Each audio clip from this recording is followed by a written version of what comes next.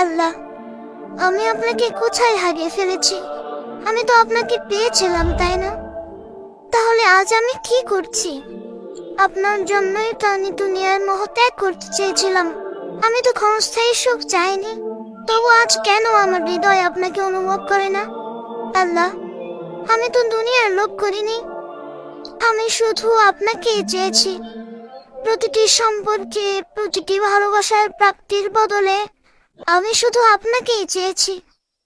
আমার প্রতিটি নেক কাজ ছিল আপনাকে পাওয়ার জন্য। তাহলে সেগুলো কোথায় গেল আল্লাহ?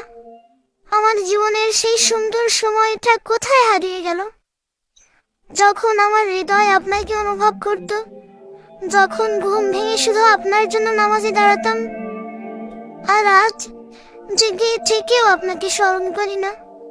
এটা আমার কি হয়ে গেল? আমি কিভাবে আপনার ভালোবাসা ভুলে গেছি? আমি কিভাবে এত দূরে সরে গেছি? আমার হৃদয় যেন পাথর হয়ে গেছে, যে এখন আপনাকে অনুভব করতেও কষ্ট হয়।